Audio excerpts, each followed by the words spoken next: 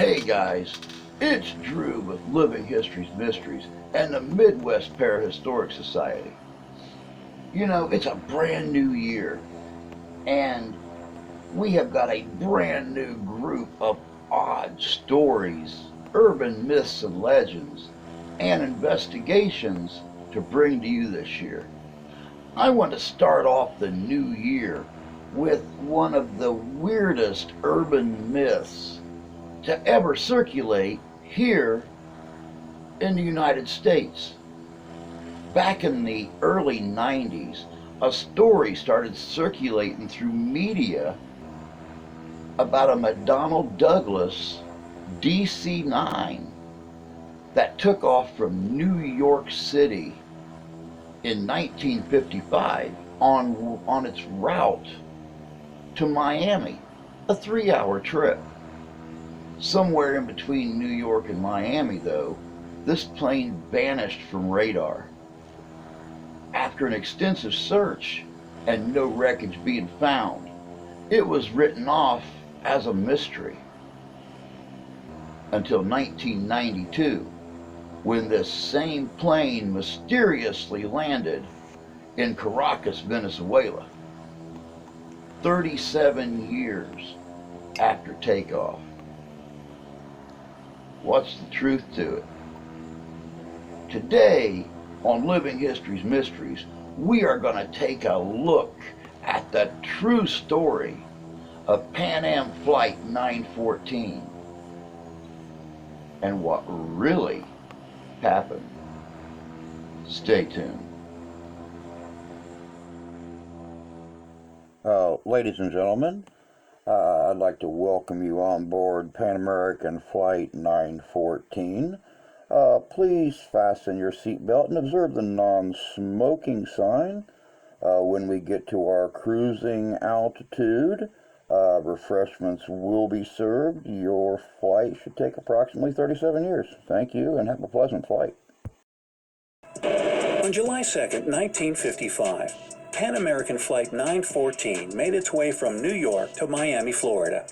It was a fine, sunny day, and 57 passengers on board the plane were looking forward to seeing the warm beaches and palm trees of Florida. The plane took off without trouble, but 3 hours later, when it should have already landed at the destination airport, it was nowhere to be seen. Radars of the control tower in Miami didn't show any approaching aircraft, and no distress signals were received either. When air traffic control contacted the New York tower, they got a perplexing reply.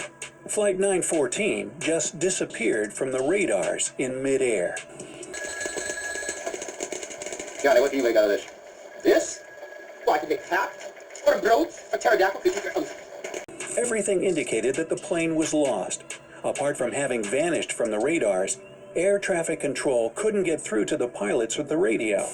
The DC-4 simply vanished into thin air, leaving no trace of itself or any of the people on board. Investigation was started right away.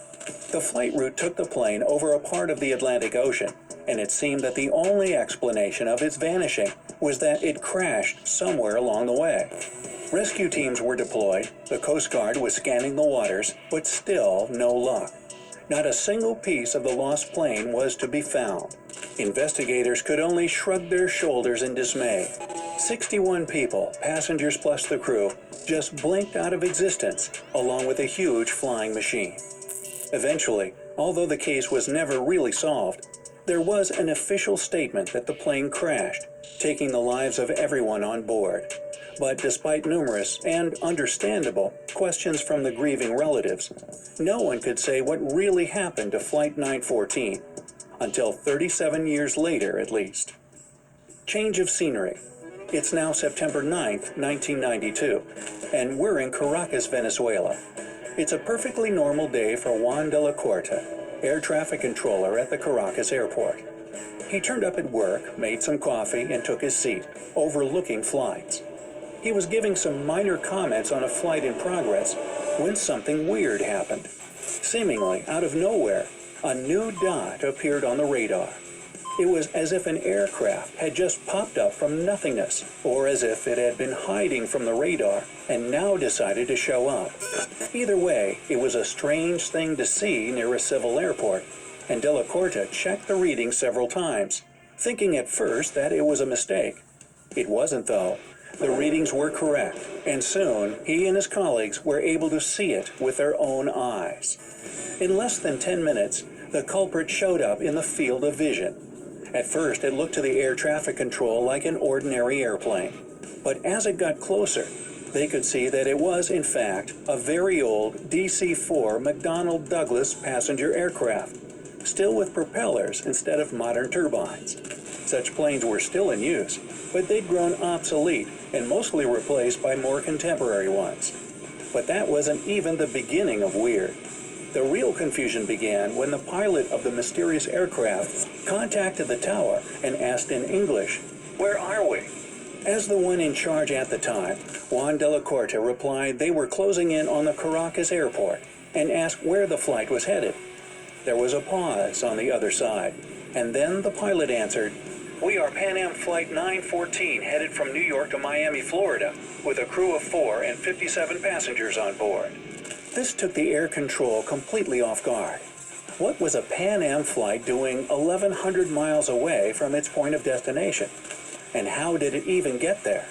De La Corte was quick to ask a few more questions to the pilot, and what he heard next baffled him.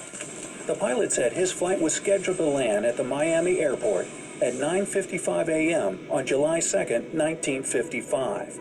Now it was time for the tower to fall into silence.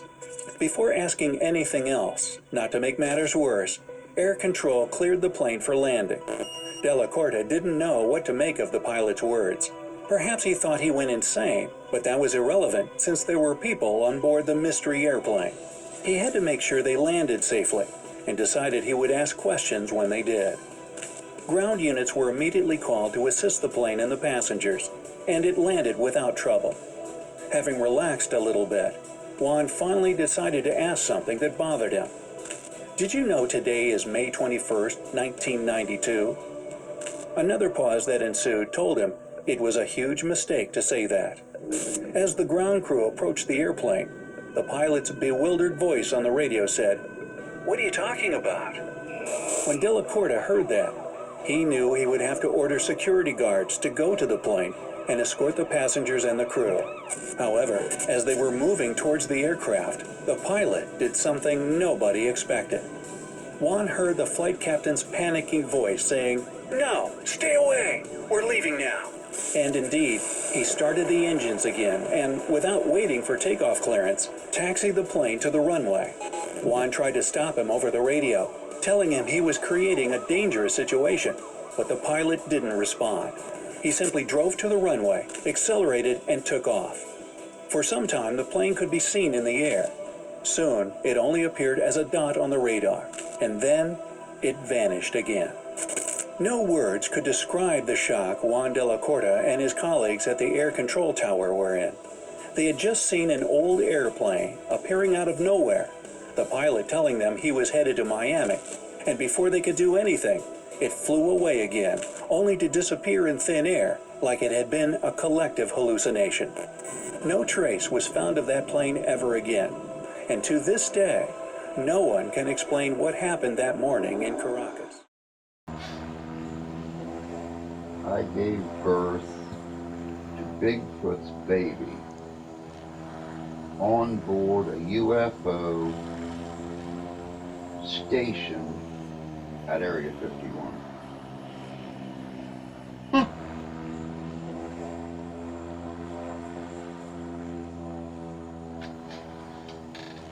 Hey guys, welcome back. Like I said, some of the weirdest, unexplained urban myths and legends are right here in the good old USA. What do you do when it can't be explained? When it remains a mystery? Wait. Excuse me. What? Now just wait a doggone minute. I'm not buying this. There has to be more to this story than what we're seeing right here. I'm going to check this out.